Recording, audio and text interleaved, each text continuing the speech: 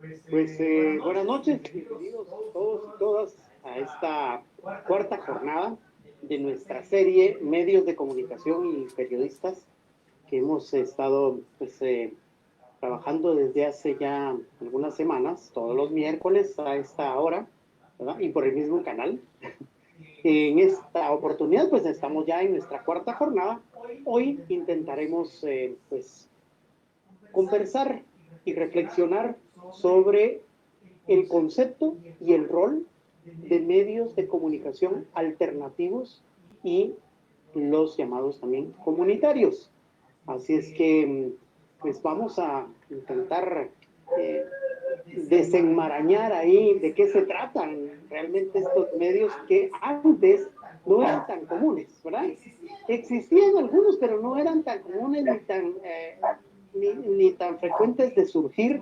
Hoy día, pues hay bastantes, ¿verdad? En el interior del país, por supuesto que han surgido muchos, en todos los tipos, impresos, han surgido en las radios, ¿verdad? Y la lucha, creo que hay una lucha muy fuerte también de las radios comunitarias por ganar espacios, porque ya no hay, en el dial realmente ya no hay espacios, pero porque quedaron totalmente fuera y con la Ley General de Telecomunicaciones, la posibilidad de que las radios comunitarias accedieran a una frecuencia, pues era casi imposible. Casi imposible porque el sistema es de puja, es decir, de subasta, y quien llegaba allí, intentando comprar una frecuencia para una radio comunitaria, seguramente no llevaba tanto dinero como lo llevarían las empresas tradicionales, que son propietarias, yo diría que casi bueno, entre como 5 o 6 son propietarios casi del espectro total de la radiodifusión. Pero un poco de esto hablaremos hoy. Así es que bienvenida Evelyn Blanc, gracias por estar con nosotros. Evelyn, ya la conocen, es coordinadora en el Centro Cívitas, un centro que se dedica a la defensa de los derechos de los periodistas, a la capacitación de los periodistas, principalmente en el interior del país, haciendo una ardua labor, ¿verdad?, para apoyar a todos los colegas que están en el área del interior del país. Y al doctor Silvio Gramajo, también bienvenido, un académico de reconocido prestigio, es muy experto en el tema de acceso a la información pública y pues hoy ha estado con nosotros, ha aceptado pues, participar en esta serie de medios de comunicación y periodistas y hoy, como les digo, tratando de reflexionar en torno a los medios alternativos y los medios comunitarios. Quisiera empezar con Evelyn Blanc para que nos diera su posición, su conceptualización y las diferencias que encuentra entre estos medios, porque algunos los hacemos sinónimos, ¿verdad? Otros, pues entendemos algunas diferencias, pero realmente, ¿cómo deben entenderse los medios alternativos y los medios comunitarios? ¿Cuáles son sus diferencias y de dónde surgen? ¿Cómo surgen en Guatemala? ¿Cómo empiezan a cobrar tanta importancia y cómo empiezan a desarrollarse tanto? Buenas tardes, Evelyn, adelante.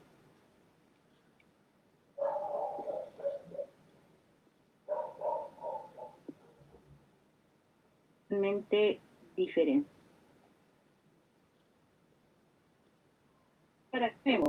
Bueno, tenemos dos tipos diferenciados de medios, aunque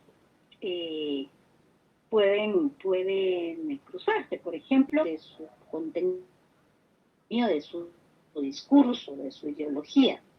Por eso que hablamos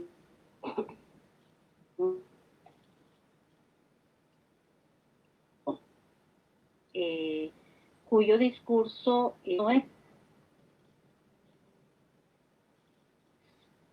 para nada o es contrario al discurso oficial.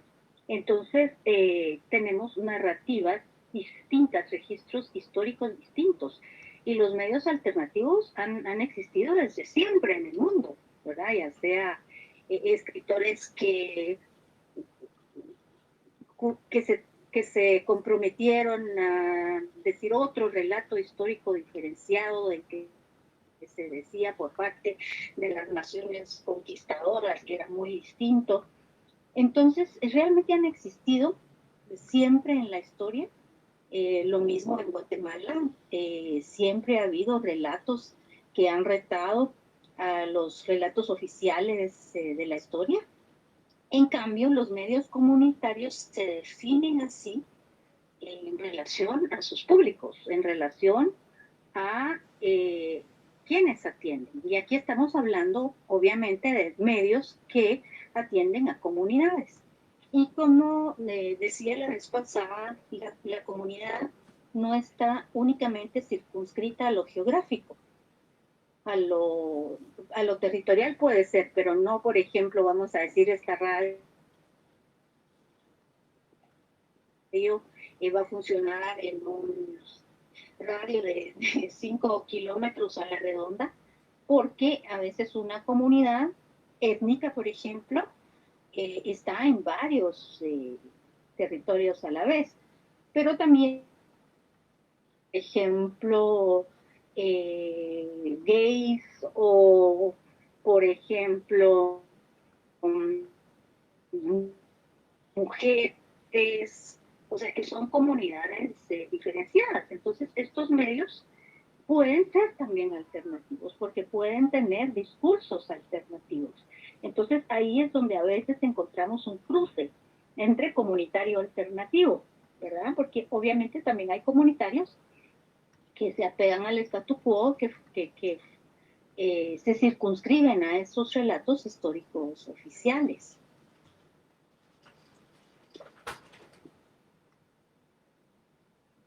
Pues esa es mi definición. Ajá. Claro, claro. Es decir, que podemos entender que los medios comunitarios no necesariamente se circunscriben en lo estricto a lo territorial, sino también a lo sectorial, ¿verdad? A lo cultural, a prácticas culturales compartidas. Silvio Gramajo comparte esta definición, porque definitivamente no es necesario que estemos de acuerdo todos en las definiciones, ¿verdad? Adelante. A ver, yo creo que sí, en alguna parte comparto esa definición, pero lo que pasa es que también hay otras definiciones que han salido y que han surgido.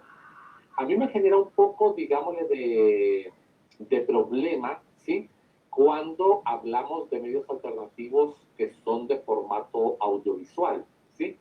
Porque ahí, por razones técnicas, nos tenemos que circunscribir al alcance de la frecuencia.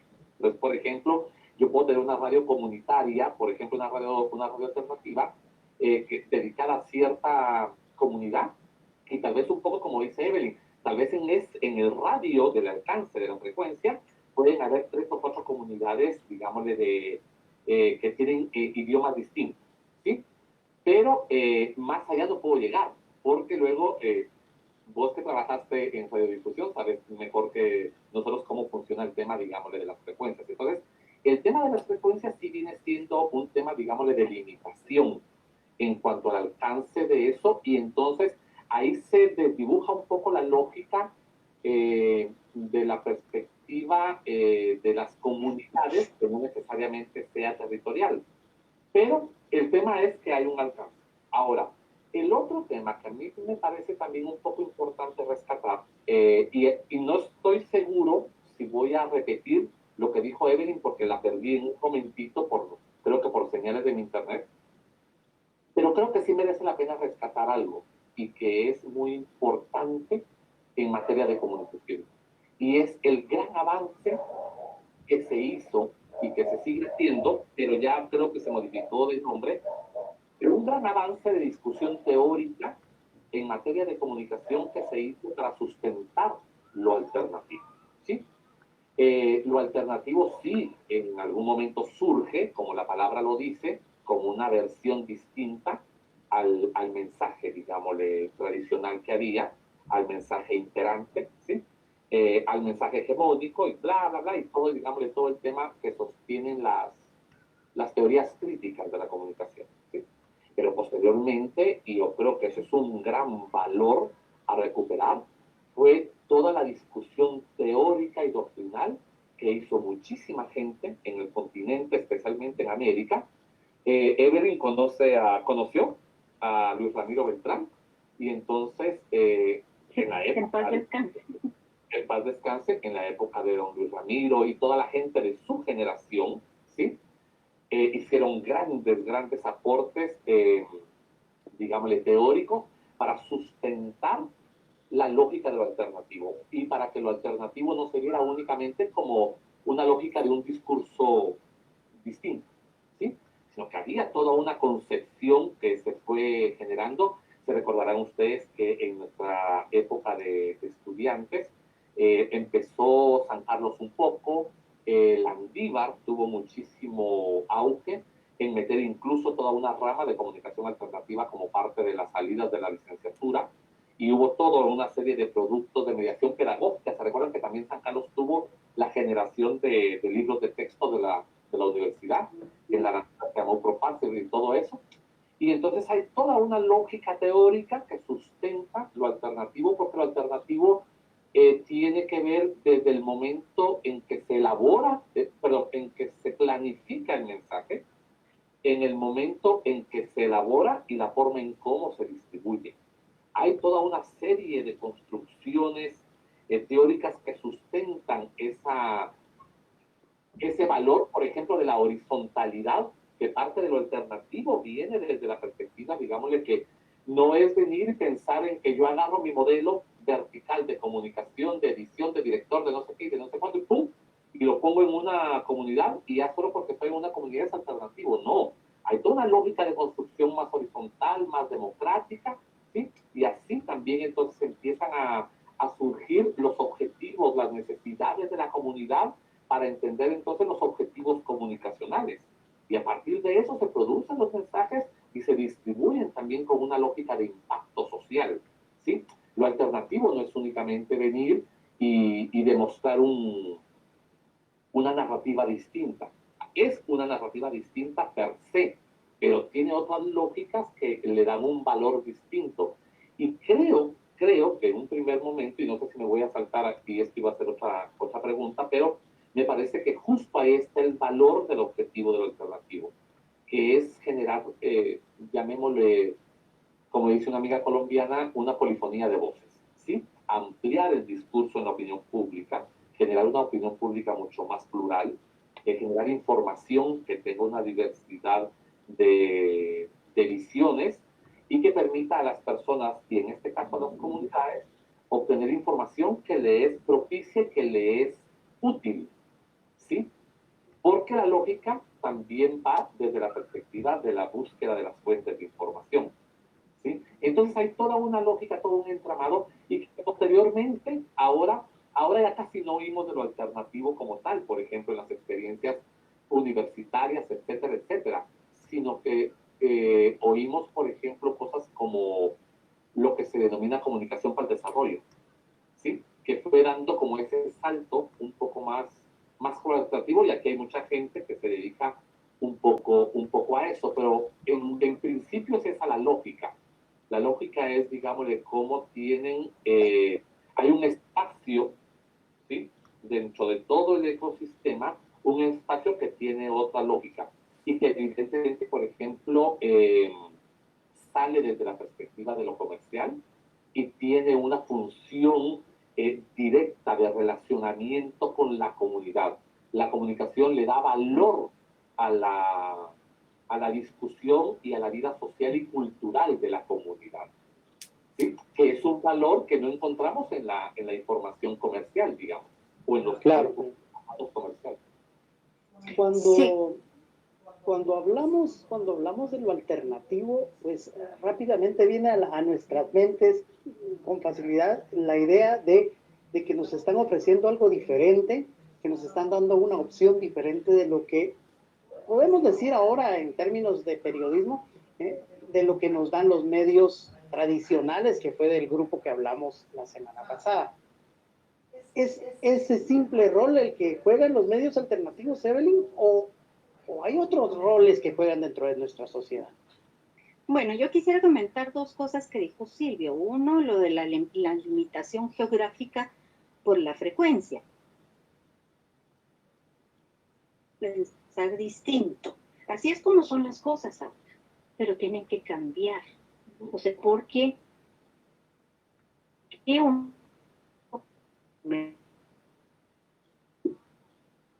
puede ser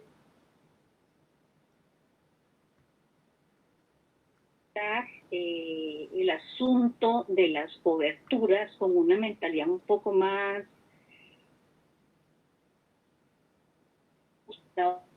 que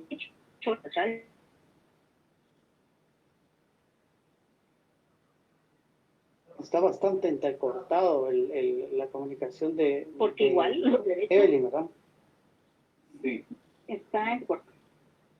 Sí, Evelyn, fíjate que se queda así muy frisado por momentos la imagen y el sonido no nos llega, al menos a mí no me estaba llegando muy bien.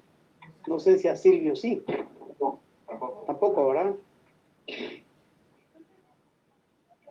Bueno, en lo que Evelyn logra hacer una nueva conexión, ¿verdad? Esperando que se reubique ahí, posiblemente sea por la posición en la que está respecto de su señal de Wi-Fi. Tal vez Silvio nos puede dar su opinión en torno a esto, los roles de los medios alternativos. Yo lo que veo, digamos, de lo que conozco, ¿sí? Y sin duda alguna puede haber gente que se dedica más al tema de la comunicación alternativa que podría ampliarlo en algún momento, es que tiene una función social muy importante. De alguna manera, el tema es que la información, ¿sí?, que se genera desde lo alternativo realmente impacta en la vida de la comunidad. Empezamos a encontrar, por ejemplo, llamémosle sistemas de la comunicación permite, por ejemplo, procesos de educación, ¿sí? Donde de alguna manera también se generan, por ejemplo, convivencia para mejorar los roles de relacionamiento entre las comunidades, temas de salud, temas culturales, temas de necesidades de la misma comunidad. Entonces, ahí hay un asunto, digámosle, que tiene que ver específicamente donde el objetivo tiene una función social que es distinto a lo comercial, ¿sí? Por ejemplo, acuérdense que nosotros lo que pasa es que no nos cuesta mucho entender la lógica de la comunidad porque vivimos en una ciudad más grande, ¿sí? En una ciudad incluso descentrada, como dirían algunos sociólogos.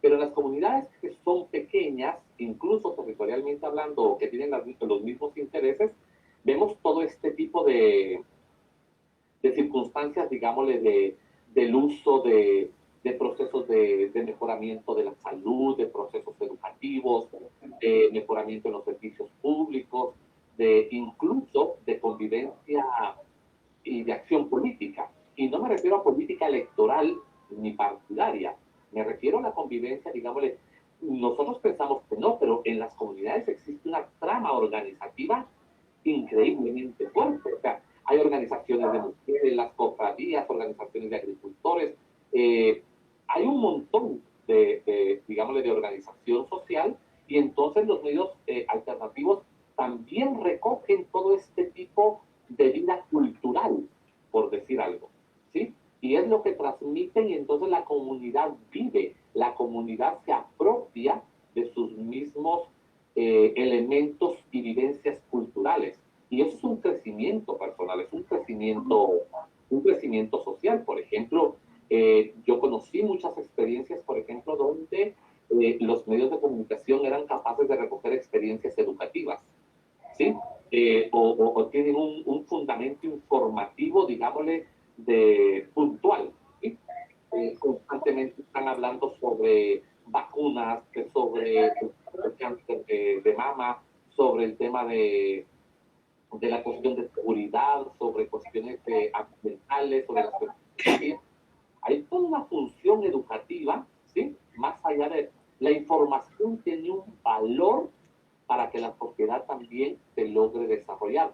Y creo que en este momento es donde se dio el salto para la comunicación, para el desarrollo, digámosle, que luego ya incluso vino. Pero, por ejemplo, nosotros, yo no sé si las personas que nos están viendo o otra gente recordará, pero en ese formato surgió todo el tema, se recordarán ustedes, de los años 70, y 80, pero es un poco anterior, todo el tema, digámosle, de la educación radiofónica, que empezó en Sudamérica y luego se vino a Guatemala, que todavía existe en Guatemala algunos formatos de eso, ¿sí? Y luego de eso se apropiaron, digámosle, todos los programas de las telesecundarias. ¿Se recuerdan ustedes que en algún momento hubo experimentos específicamente acá?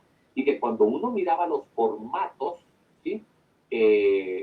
Digámosle, que se pasaban por los medios y cómo la gente aprendía, eran hechos de una manera distinta a lo tradicional. No era venir como alguna gente decía y zampar un video en VHS y no, había toda una lógica, digámosle, de elaboración de los materiales que tiene esa forma de pensar. Entonces sí ha tenido un valor.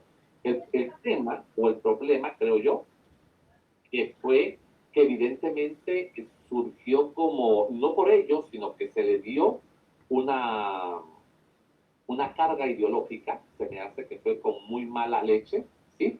A todo lo alternativo en un momento. Y no hay que negar que hubo expresiones, ¿sí? En toda América Latina, especialmente en aquellos países donde tuvimos conflicto armado, donde algunas de estas expresiones pasaron esa frontera, ¿sí? Pero ya saben que solo falta una experiencia y a todo mundo se le etiqueta desde esa perspectiva.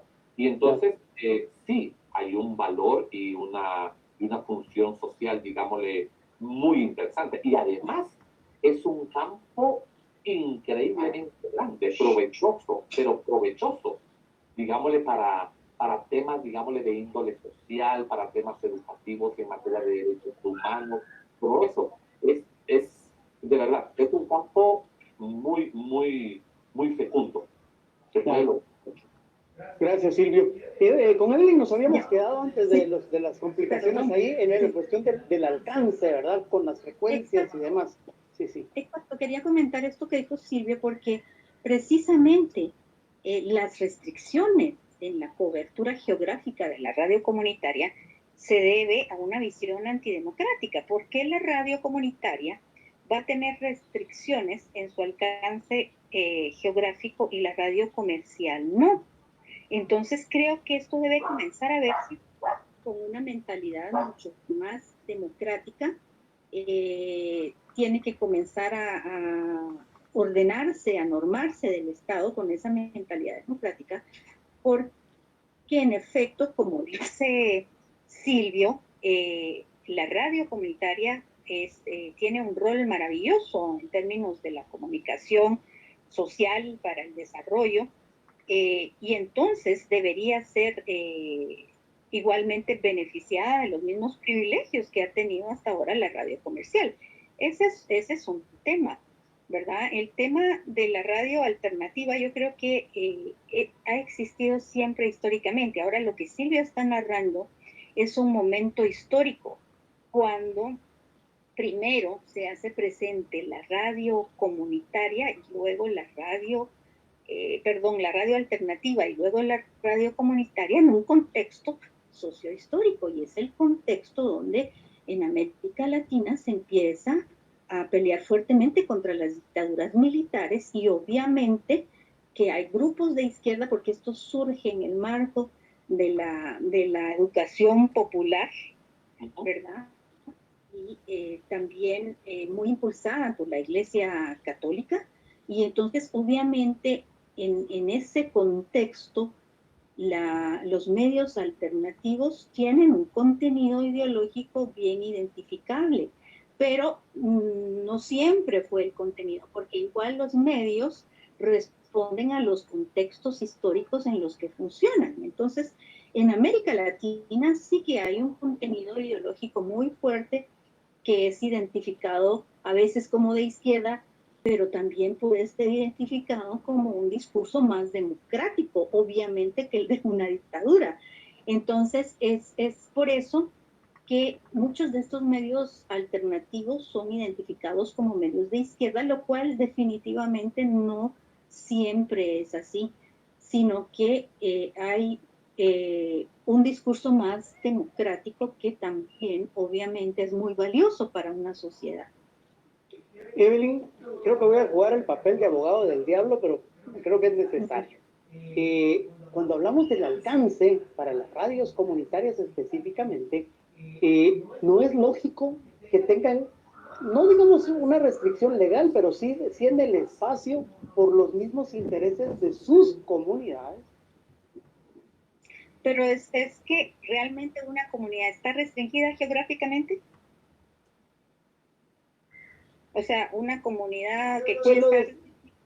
Lo decía porque, digamos que si tenemos una radio comunitaria en el área de Alta Verapaz, ¿verdad? En algún municipio muy específico, ahí en Tucurú, y decimos que esa radio pues debería llegar hasta Izabal, ¿verdad? Pero los intereses de la gente de Izabal ya no son iguales que los de la gente que está en esta otra. Entonces, como que en el otro lugar podría funcionar otra radio que maneje los intereses de esa otra área, ¿no? A eso me refería. Sí, pero entonces, si no tiene ningún significado para la gente de Izabal, entonces la radio comunitaria no cumple ninguna función en Izabal, ¿verdad? Obviamente, pero no una comunidad cultural o una comunidad étnica o lingüística no están restringidas en un espacio de 5 kilómetros a la redonda necesariamente. Y recordemos que en el sistema o ecosistema de medios también hay otro tipo de medios que está muy presente en la radio, que son los medios municipales o incluso los medios que funcionan en los mercados, ¿verdad? Que son medios que tienen contenidos muy específicos y que ahí sí están circunscritos a ubicaciones geográficas. Entonces, ¿qué pasa? Que en Guatemala no hemos tenido esa oportunidad de dialogar al respecto para regular mejor cuál debería ser el alcance de una radio comunitaria, pero con las mismas reglas del juego que una radio comercial. Claro. Bueno, de hecho creo que la regulación que se hizo fue sobre la base de la comercialización, ¿verdad? Por supuesto. Y ahí es donde pues todos sabemos la historia, salieron perdiendo las radios comunitarias. Silvia Bramajo, cuando estábamos hablando de esto del alcance, ya que entramos en el asunto, ¿cuál es tu posición en ese sentido? ¿Es lógica la restricción, digamos, de espacio o no es lógica para tu persona?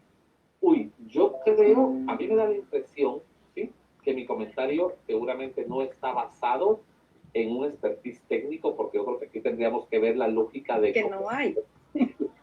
Cómo se reparte todo este tema del espectro, ¿sí? Y también esto deviene de otro tipo de legislación internacional, porque nosotros todos, digamos, el espectro, al final de cuentas, hay una mente que lo repartió. ¿Se recuerdan ustedes de que eso sí está? El tema no, creo yo que pasa más que todo, y un poco lo que él dice, por el criterio de asignación de las frecuencias. Así es. Él se inventó el criterio de que solo puede existir un porcentaje de radio. ¿Sí? ¿A cuenta de qué, o a qué responde ese criterio?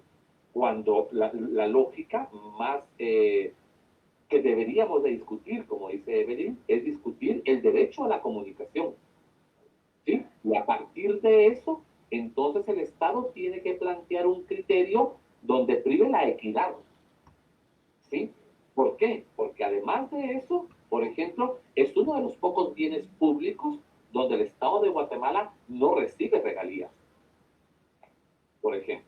Entonces, no solo desde esta perspectiva, sino que cómo el tema va desde el criterio de cómo se distribuye y luego el criterio de cómo se accede, porque eso es distinto. Una cosa es la lógica que el Estado va a decir, esta es la política y así se va a hacer la distribución. Y ahora, una vez teniendo esos criterios, ¿cómo puedo yo acceder a eso? Ahí es donde viene la segunda complicación, digamos. Porque evidentemente el espectro radiofónico, el espectro de las frecuencias, evidentemente tiene dos objetivos. Un objetivo comercial y un objetivo estratégico para el Estado. Porque el Estado tiene reservadas algunas frecuencias. Todos los estados tienen reservadas frecuencias que pueden ser para uso informativo, para uso militar, para uso de defensa, para lo que ustedes quieran. Hay una cantidad, digámosle, de frecuencias que el Estado se reserva. Y luego está el tema, digámosle, de lo que queda libre, de lo que no sería lo público como sinónimo de estatal, ahí es donde hay que discutir específicamente bajo estos principios, digámosle, de garantía del derecho a la información, cómo se reparte de manera más equitativa este tipo de frecuencias. No sé si dentro de esa lógica priva o va a privar el tema, digámosle, de la territorialidad, porque por eso hay repetidoras, etcétera. ¿Se recuerdan ustedes, verdad? Que, digámosle, aquí en la capital, su repetidora es distinta en Texas, por el alcance y por la topografía. Pero el tema, entonces, pasa, creo yo, deben de haber más criterios, pero pasa por la forma de repartición del espectro radioeléctrico y luego por la forma de acceder al usufructo del espectro radioeléctrico. Que ahí, precisamente, es donde está el grave problema y la inequidad, digámosle, y la perversión de la creación de la ley de telecomunicaciones. Porque prácticamente lo que hicieron con la ley de telecomunicaciones fue vender, bajo el pretexto, digámosle, de la privatización de la telefonía, lo que hicieron fue reorganizar y especialmente darle un gran margen de acción a la radio comercial. Claro. Sí, es que el problema de la ley de telecomunicaciones, la ley general de telecomunicaciones, creo que fue haberla armado en el término de la igualdad, pero desde el punto de vista de la comercialización, ¿verdad? Porque lo que hicieron fue, ok, todos tienen el derecho de entrar a la subasta. Ahí es donde hablaron de la igualdad, ¿verdad? Todos con el derecho de entrar a una subasta, pero no analizaron los pormenores de las capacidades distintas que hay de quienes van a entrar a la subasta, ¿verdad? Y de las necesidades sociales de manejar sus mensajes. Perdona que te interrumpa, porque hay cosas que son como, que pareciera ser que son como secundarias o de menosprecio, pero tienen una lógica en el fondo que desde esa perspectiva te permite ver la cuestión. Si tú agarras la ley de telecomunicaciones, porque espero no equivocarme, normalmente en el diseño institucional de la legislación guatemalteca siempre empieza una ley como con el objeto, el ámbito, el alcance. Uno agarra las leyes de Guatemala. Sí. Si tú agarras la ley de telecomunicaciones, porque ahorita como estamos en esto no lo puedo ver, pero en los primeros artículos de la ley, ¿sí? ¿Para quién está hecha la ley? La ley no cumple. La ley claramente en su objeto no establece la lógica de un derecho humano, que es el derecho a la comunicación, bajo las lógicas, digámosle, de las frecuencias. Dice que el objeto de la ley es proteger a los usufructuarios, no a los que somos teleescuchas o radioescuchas. A la sociedad, en beneficio social. No a la sociedad ni a la persona, que al final de cuentas somos los titulares, digámosle, o los dueños de las frecuencias, porque claro, es la sociedad, ¿sí? No. Entonces, son esas como cositas como que pasan inadvertidas, pero no son inadvertidas, ¿sí? Tienen un gran calado y una profundidad para entender la lógica de cómo fue creada. Es que lo que faltó en esa ley fue decir, esta ley fue hecha para fulano y tal.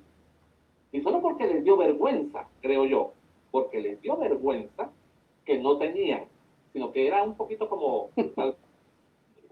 O sea, más bien parece ser que hubieran tenido maicena en vez de sangre en las venas, no pusieron el nombre ahí, pero realmente uno cuando, ahora, date cuenta, por ejemplo, de la diferencia de la ley de acceso a la información pública. El objeto dice es garantizar el derecho de toda persona. Claro que estamos hablando de 96, 2008, 14 años, ¿sí? Pero aún así, por ejemplo, es que ¿cómo puede haber una ley donde se reparte un bien del Estado y se diga que los objetos de la ley son quienes tienen los bienes del Estado? O sea, no, eso es impensable, eso es completamente impensable. Y eso demuestra esas características y esas lógicas de cómo se entiende la repartición de los bienes del Estado como un negocio privado.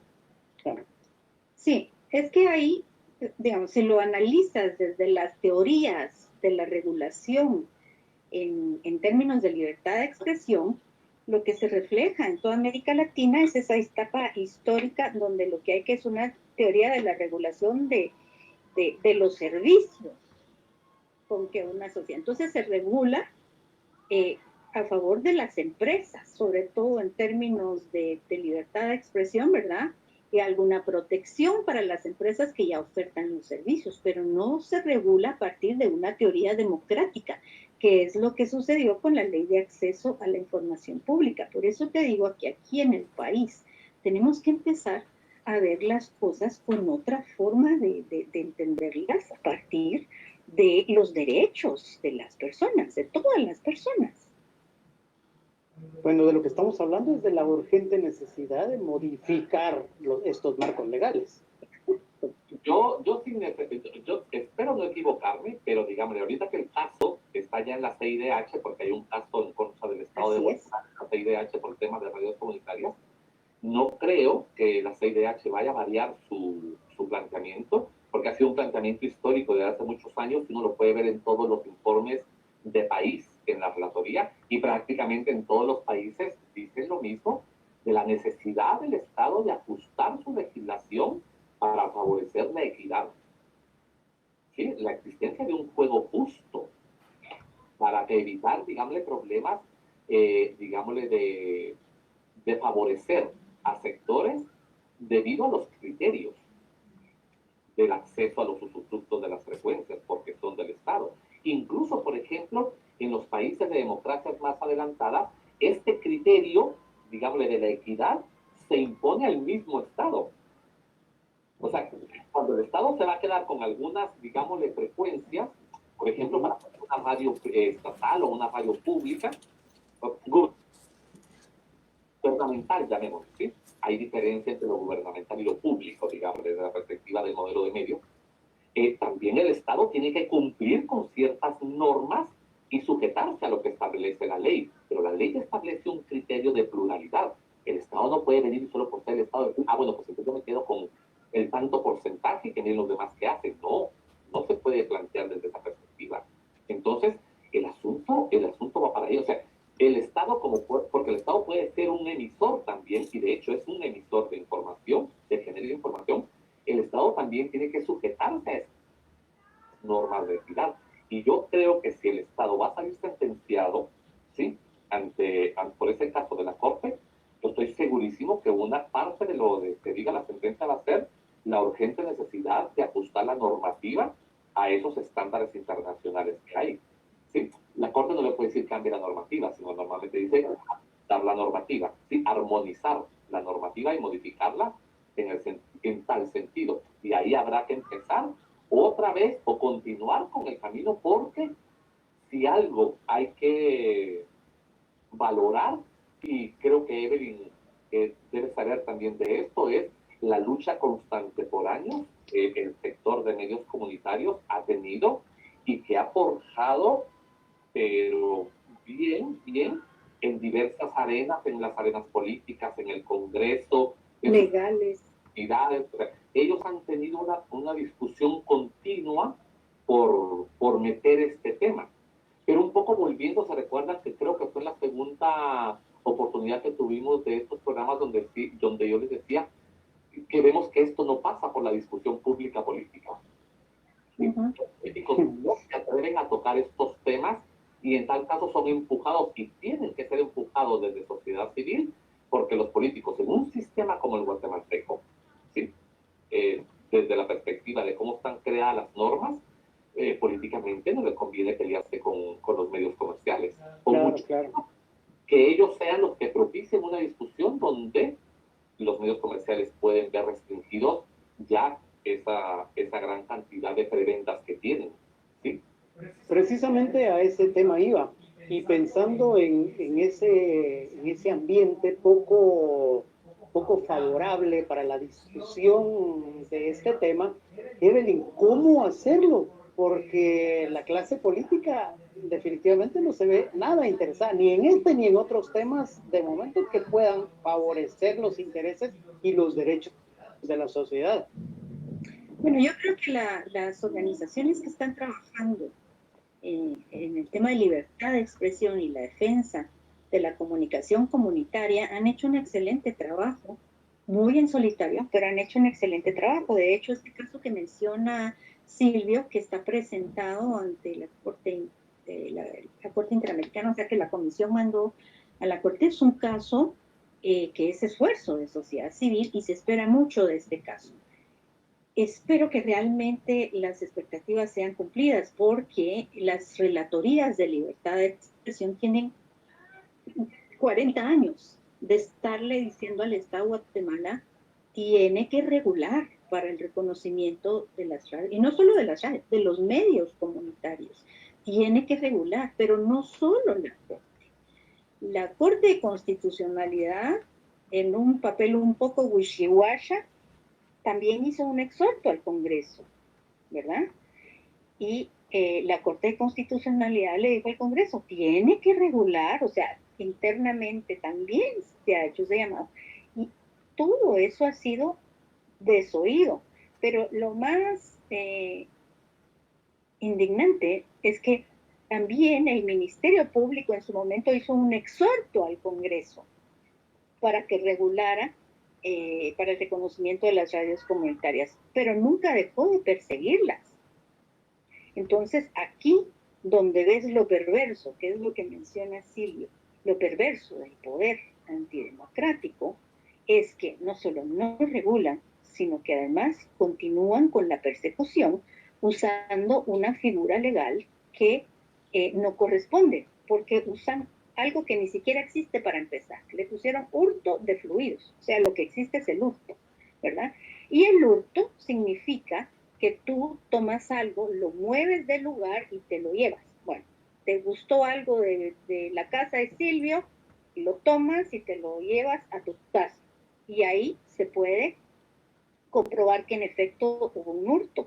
Pero en el caso de la radio, quien opera la radio es quien produce las ondas. Entonces no se puede hurtar a sí mismo. La figura legal no aplica. La persecución es completamente ilegal. Y al Estado le ha valido madres. Y es una vergüenza nacional. Claro, claro. Hemos estado hablando alrededor de las radios. Es porque en las radios está concentrado más el problema, más que en la prensa escrita y en la televisión. Silvio. Sí, perdón. Lo que pasa que acá el tema es que lo impreso, ¿sí? No requiere de ese tipo de circunstancias restrictivas de la norma que te establecen las frecuencias, ¿sí? Nos hemos un poco como encerrado en la discusión en el tema del audiovisual porque pasan por el uso de la frecuencia, que es un bien del Estado. Lo impreso no, porque de hecho hay mucha experiencia, digámosle, de periódicos alternativos, de incluso cómics, ¿sí? Hay otro tipo de expresiones alternativas como teatro, ¿sí? Periódicos murales, ¿sí? Hay otro tipo de experiencias que se hacen en las comunidades, y entonces mientras no exista esta restricción debido llamémosle al canal que necesitan para distribuirse, pues van a ver y van a continuar. El tema es cuando se requiere de un canal que utiliza algún tipo, digámosle, de parte técnica que ya está regulada por los estados, en este caso las frecuencias, muy particularmente, digamos. Entonces, ese es un poco el tema. Y nos metemos un poco a la radio porque el tema de la difusión de la radio tradicionalmente ha sido más barata que la televisión, ¿sí? Pero igual, la misma lógica podríamos pensarlo incluso, no solo desde lo alternativo, incluso desde la lógica de la existencia del monopolio, digamos, en este caso. Es exactamente la lógica. ¿Sí? Aquí tú no podrías venir, aunque tuvieras todo el dinero, a querer meter un canal dentro de las frecuencias que ya están prácticamente repartidas y que se repartieron bajo esos criterios. Entonces, es un poco esa lógica. Pero creo que hay un tema que a mí me parece que es muy importante que no se toca. Cuando hablamos, digámosle, del tema democrático, o cuando hablamos del tema de democracia, nos podemos ubicar desde diversos puntos de vista. Pues nos vamos a ubicar desde una perspectiva, tanto desde la experiencia de un modelo que existe, que no hay un modelo puro, ¿sí? Y eso lo hacemos y lo abstraemos a un análisis de nuestra realidad cotidiana, de nuestra experiencia empírica, digamos, ¿sí? Y el tema es que por donde nos vayamos, nos tenemos que ir un poco a la lógica del modelo de la democracia representativa, ¿sí? Y una uno de los factores, una de las características especiales, ¿sí?, de la democracia representativa, llamémosle, uno de ellos, no el principal ni nada de eso, es la posibilidad y la existencia, ¿sí?, de que las personas podamos discutir de lo público sin que haya presiones, o sea, lo que se conoce como libertad de expresión, ¿sí? Pero otro de la democracia representativa es la posibilidad de que todas las decisiones públicas deban ser sometidas al debate y a la deliberación, ¿sí? Entonces, ahí es donde hacemos el match, no solo de que yo tengo la libertad de expresarme, y para eso el Estado debe de proveer todas las necesidades, todo lo necesario para la universalidad, digámosle, de la libertad de expresión, ¿sí? Pero además que se puedan hacer sometidas a discusión las cuestiones públicas de trascendencia. Entonces, ¿cómo no vamos a pensar de que discutir esto no sea de importancia para fortalecer el proceso democrático? Desde esas dos perspectivas, a mí me parece importantísimo el debate, porque no es un asunto, digámosle, superficial, tiene que ver con el impacto incluso del sistema político. Veamos cómo han sido utilizadas, por ejemplo, incluso las radios, los sistemas de cable local, especialmente para temas electorales, ¿sí? Ya prácticamente nos damos cuenta de que la creación de empresas de cable tiene un tema profundamente político electoral. ¿Sí? Claro. Entonces, es un asunto que yo estoy completamente de acuerdo y que tiene que dirimirse desde la lógica de la necesidad social, pero también hay que pensar en este otro ámbito, que es un ámbito político mucho más, de mucho mayor calado, porque tiene que ver con la configuración también de cómo somos como sociedad. ¿Cómo podemos pensar que exista un debate abierto e informado si el Estado no garantiza la existencia de esos canales? Así. Claro, claro. Evelyn, ¿será que el momento en el que la Corte dé su fallo podría ser el principio de una discusión más amplia sobre este tema que nos lleve a encontrar una solución? Porque ahorita, en algo así rápido se me ocurría, el desarrollo de la frecuencia EPM en Guatemala dejó casi abandonada la frecuencia AM, ¿verdad? Si ustedes se meten a la frecuencia AM, que ahora incluso ya ni muchos radios tienen esa posibilidad de sintonizar la AM, está casi vacía. Y las pocas que hay son de iglesias o evangélicas o católicas, ¿verdad?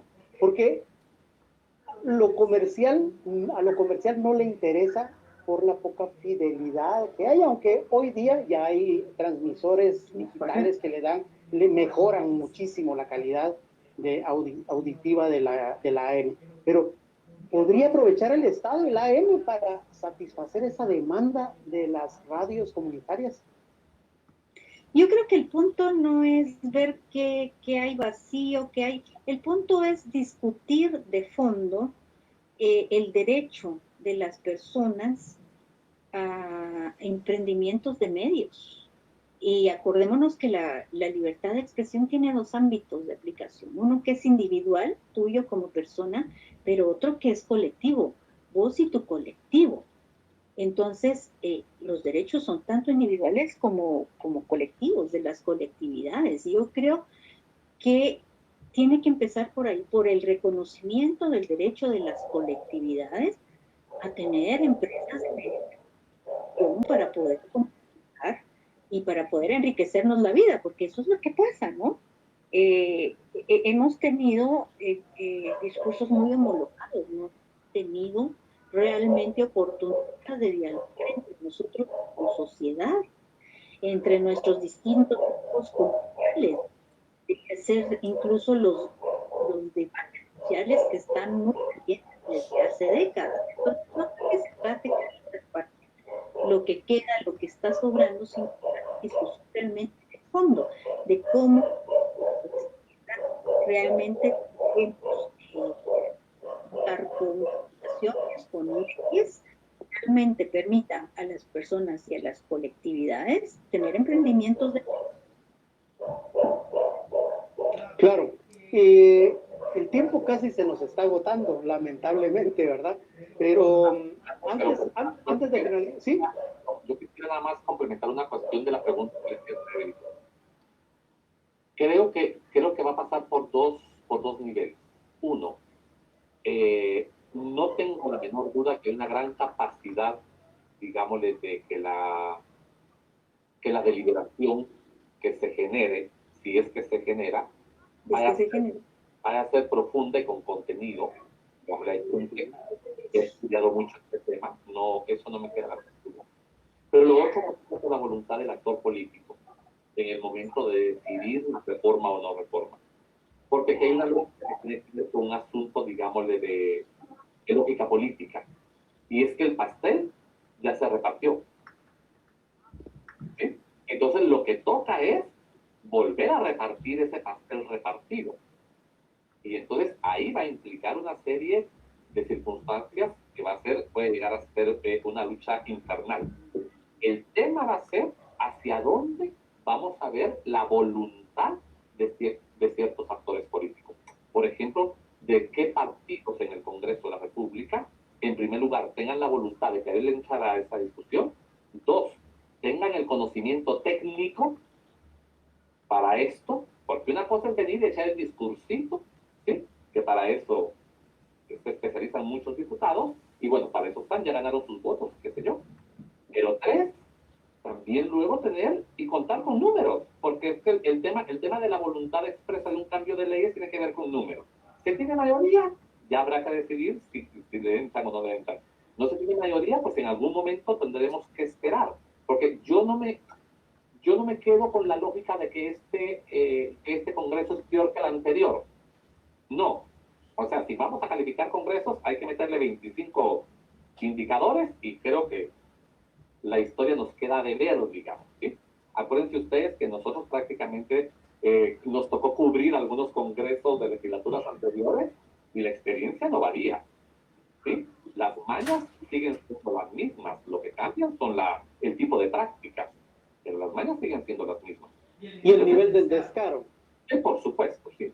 Pero el tema es que el asunto va a pasar también por esa lógica, por la conformación política de cómo el actor, en este caso legislativo, también quiera doblar sus rodillas y voltear sus preferencias para un tema o no. Porque también, por ejemplo, la principal prueba de esto va a ser si esto se cruza en momento electoral, ahí vemos, ahí vamos a ver. Claro. Pero el panorama no es nada halagüeño, ¿o sí, Evelyn? Yo no creo que sea halagüeño. Yo creo, si hablamos de momentos políticos idóneos para hacer transformaciones en este país, híjoles, no creo que haya habido alguno realmente donde se haya podido, bueno, aparte tal vez del gobierno de Arévalo, ¿no? Pero aquí las luchas se han ido dando mucho de sociedad civil, y lo que sí quiero señalar que es importante es que en el Congreso también hay nuevos actores distintos a los que nosotros vimos cuando eran periodistas. Por ejemplo, esta misma semana acabamos de participar en un foro con Semilla, para formación de cuadros políticos, y me parece muy importante que empiecen ya a interesarse en el tema de libertad de expresión. Ahora, esto es bastante reciente, obviamente no tienen la fuerza política que tiene el statu quo guatemalteco, pero creo que hay algunos avances, pero que este es el momento propicio. Yo creo que no vamos a tener un momento propicio, y lo que va a haber posiblemente después de la decisión de la Corte como un nuevo aliento para que la sociedad civil pueda seguir impulsando el tema. Claro. Bueno, pues... pasar un contexto como el de la ley de acceso. La ley de acceso pasó 8 años discutiéndose y nunca se encontraba un momento. ¡Pum! Gracias a Dios, pero no por desde esa perspectiva, pero gracias a Dios se perdieron los 82 millones de pesos en el caso de CTE, y eso generó el ambiente propicio para que el Congreso fuera mal visto, y ahí, digamos, yo que participé en las discusiones, yo me recuerdo de la pena y de la presión que en este caso tenía el presidente puesto, porque era el vicepresidente, pero tomó poder. ¿Se recuerdan que por este caso salió Meyer de la presidencia? Y entonces Arístides Crespo, que era el vicepresidente, y Arístides Crespo, pues a mí en lo personal me manifestó la preocupación y me dice, esta ley tiene que pasar porque yo siento que nos van a venir a quemar. ¿Sí? El escándalo fue tal, porque fue como tan descarado la pérdida de esos 82 millones de quetzales, y eso generó el momento propicio para que ¡pum! Pasara. Entonces, podríamos esperar un asunto así de contexto que permita, y también a veces cambian las correlaciones de fuerza en la Corte o en el Congreso de la República. Uno nunca sabe. En tal caso, pues hay que estar siempre como con la mentalidad positiva, que siempre puede haber algún momento, porque establecer el momento de una perspectiva más como puritana, creo que nunca va a haber un momento, como dice Evelyn, o sea, pareciera ser que nunca. Sí, sí. Bueno, pareciera ser que nunca, creo yo, por las condiciones político-partidistas del país. Y creo que eso nos lleva al problema de que bajo esa perspectiva, casi ninguno de los problemas de Guatemala tienen visos de solución inmediata, ¿verdad? Pero allí creo que podríamos empezar por la reforma, la famosa reforma a la ley electoral y de partidos políticos, que tal vez le podría dar un respiro diferente al Congreso y dar opciones para la discusión. ¿Qué piensan ustedes? Pero no solo desde esa perspectiva, la reforma a la ley electoral, ¿sí? Es preciso que introduzca el tema del uso de medios. Porque con la creación de la unidad, ¿sí? Y con la experiencia que hubo, me queda claro que, o sea, no tienen ni la más puñetera idea de la diferencia en lo que es propaganda y lo que es proselitismo. Desde la perspectiva de la comunicación, ¿sí? Desde la perspectiva de derecho, es que pones en internet Real Academia Española y pones el concepto y le das copy-paste y lo pegas. Pero eso no es un asunto, eso no es un asunto que tiene que ver con un tema de derecho, digamos, de jurídica. ¿Sí? Yo creo que eso puede ser un factor importante, pero el otro para mí, que creo que podría ser atarle de manos o más ir finalizando esta relación perversa que hay entre ciertos medios y los políticos, es la creación de la ley de publicidad oficial. Porque mientras más limpias el sistema de perspectiva de generar incentivos perversos de premio y castigo, entonces ambos bandos, o al menos el bando político, se va a ver más liberado de presiones. Porque ya no tiene presiones por la parte electoral y mucho menos va a tener presiones por la parte de sobrevivencia, digámosle, de la publicidad en el momento del ejercicio del poder. Entonces, si se bajan los compromisos y los intereses, eso podría abrir la puerta para otro tipo de deliberaciones. Claro. Creo yo. Sí. No, perdón, sí. No, yo lo que iba a decir es que para mí es importante que las regulaciones que afecten a los medios en la ley electoral y de partidos políticos no se hagan sobre este modelo excluyente de medios, ¿verdad? Porque creo que ese es un inicio de error, seguir regulando con base en el modelo excluyente. Entonces creo que esto tiene que ir conectado también con discusiones más de fondo, más de realmente apertura democrática, digámosle de esa manera. La semana pasada, y ya para finalizar, hablábamos de las funciones de los medios de comunicación. Y bien lo dijeron ustedes, pues la principal obviamente es informar, ¿verdad? Pero hay otra que es entretener y una más que es formar. Creo que hablamos un poquito de ella. Yo me preguntaba y quisiera saber la opinión de ustedes al respecto. ¿Creen que los medios alternativos cumplen más que los medios tradicionales con esta función de formar y educar? Evelyn. Mira, yo lo miro desde el ámbito de comunicación como comunicación. Es que realmente todos los medios, todos los tipos distintos de medios nos forman y nos conforman, ¿verdad? No es que unos sean mejor que otros o necesitemos unos más que otros. ¿Cumplen funciones distintas? Obviamente que sí, pero contribuyen a nuestra forma de ser personas como seres sociales. Yo creo que todos, Carlos, todos son importantes y deben ser reconocidos cada uno en su rol. Claro, ese es el deber ser, pero y la realidad, la práctica nos da esta visión que nos estás presentando. Sí, de hecho sí. O sea, yo no te voy a decir los medios comerciales son malos, son terribles, porque tal vez nos están mostrando una parte de la realidad de la cultura que estos otros medios no nos van a mostrar. Entonces, de alguna manera resultan siendo complementarios también. Por eso te digo, yo creo que todos los medios nos forman y nos conforman con nuestras preferencias. La cuestión es que tú tengas opciones. Silvio. Yo estoy completamente de acuerdo. O sea, desde el momento que tú tienes diversas voces, ¿sí? Desde el momento que tú tienes diversas informaciones, tú te formas.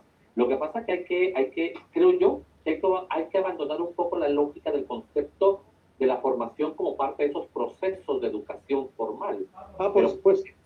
Cuando te dicen cómo funciona un sistema de riego, cómo funciona una lógica, cuando te hablan sobre temas de salud, cuando te hablan sobre cómo, incluso de información propia del funcionamiento de la comunidad en una fiesta, de prevención, de no sé qué y de no sé cuánto, ahí nos estamos formando. Nos formamos con el hecho de tener información distinta y variada, que nos permita debatir de manera más profunda y de manera más completa. Un proceso de formación que también los medios comerciales, como dice Evelyn, lo cumplen, ¿sí?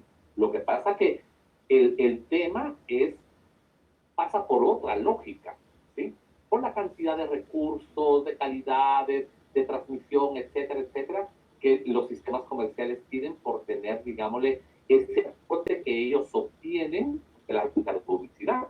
Acuérdense que es un tema muy discutible con aquella resolución que hay de que la radio comunitaria no puede vender publicidad. Eso es una... Ya, pero es que de verdad, terrible. O sea, una cosa es generar ingresos para tu manutención de tu empleo y otra cosa es generar utilidades. Pero ahí lo mezclaron con tal de matar prácticamente la sostenibilidad de los medios comunitarios. Por supuesto. Y eso, a ver, entonces, no sé, pero no sé si eso se estudiará en derecho, pero bueno, o sea, entender la diferencia entre sostener una empresa y la utilidad, vamos, o sea, es que, no sé, esto tiene que ver, y tiene que ver con estos modelos y con esta lógica de pensar el Estado como lo pensamos. O sea. Claro, claro. Bueno, pues gracias a Silvio Gramajo, gracias a Evelyn Blanc, ambos por estar nuevamente con nosotros y pues estamos en la cuarta jornada de la serie. Nos quedan 3 aún, ¿verdad? Son 7 jornadas, nos quedan 3 miércoles, así es que están todos y todas cordialmente invitados para pues acompañarnos en el próximo miércoles, siempre a las 6 de la tarde. Y yo sí les pediría que o están muy conformes con lo que estamos hablando acá, lo que estamos reflexionando y comparten todos estos criterios, o no sé qué está pasando, pero no hay mucha participación. Sí hay muchos que están acá escuchándonos. Gracias, por supuesto, por estar presentes en estas reflexiones, pero personalmente, y creo que mis colegas comparten conmigo esta idea, es que también ustedes participen y den opiniones, que aquí las podemos trasladar, ¿verdad? Y las podemos, pues, también discutir, ¿verdad? Podemos hablar sobre sus posiciones en torno a estos temas que son importantes para la vida de nuestra sociedad, la vida de nuestra comunidad. Eso es importante, ¿verdad? Si queremos fortalecer realmente el proceso democrático, tenemos que discutir, ¿verdad? Bien lo decía Evelyn por ahí, que hay que discutir muchas cosas. Y este tema del que estamos hablando es uno de los grandes temas que hay que discutir. Entonces, pues las opiniones de ustedes también son importantes para esta discusión. Así es que gracias nuevamente a todos y todas. Muy buenas noches Los esperamos el próximo miércoles a las 18 horas. Evelyn, gracias. Silvio, gracias. Pasen feliz noche. Muchas gracias, pasen buenas noches. Gracias por todo. Buenas noches a todos y a todas.